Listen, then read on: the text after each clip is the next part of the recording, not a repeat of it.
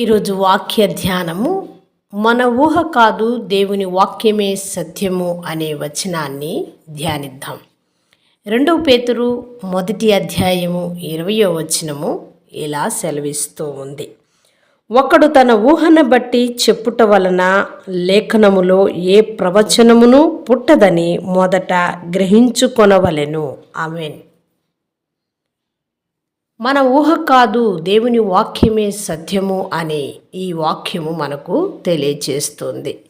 దేవుని వాక్యం మనిషి యొక్క ఆలోచన వలన పుట్టింది కాదని, మన ఊహలు, మన అభిప్రాయాలు, మన భావాలు ఇవి మారిపోతూ ఉంటాయి, కానీ దేవుని వాక్యము మాత్రము ఎప్పటికీ మారదు అని దేవుని వాక్యము సెలవిస్తూ ఉంది.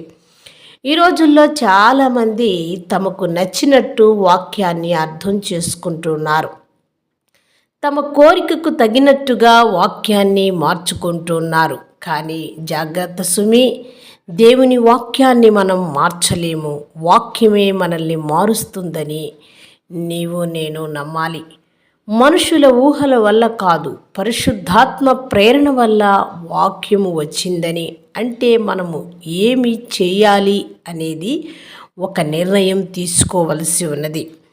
వాక్యాన్ని మన ఇష్టానికి అనుగుణంగా మార్చుకోకూడదు. వినయంతో వాక్యాన్ని అంగీకరించాలి. మన జీవితం బలంగా ఉండాలి అంటే మన భావాలపైన కాదు, దేవుని వాక్యముపై నిలబడాలి అని గుర్తుపెట్టుకోవాలి.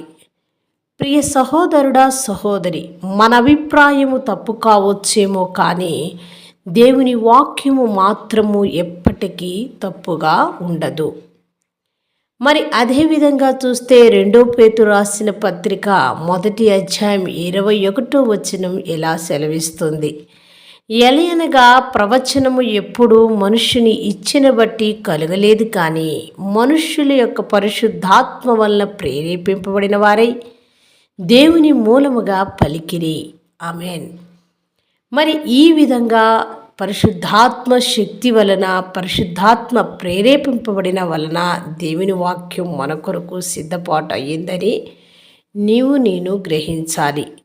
చిన్న ప్రార్థన చేసుకుందాం. మహాపరిశుద్ధుడా, మిక్కిలిగా మమ్ము ప్రేమించే మా పరలోకపు తండ్రి, మీ దివ్యమైన పాదములకు కృతజ్ఞతాస్తోత్రములు నాయనా. అయా, ఊహను బట్టి లేఖనాల్లో ఏ ప్రవచనము పుట్టలేదని మాకు గ్రహించే శక్తిని దయచేసినందుకు కృతజ్ఞతాస్తోత్రములు తండ్రి.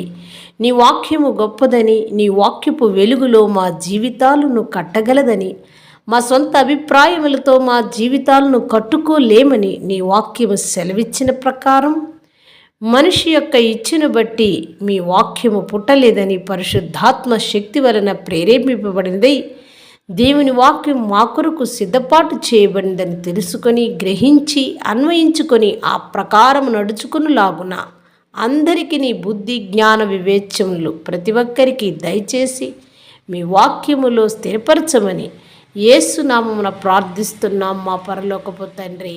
ఆమేన్.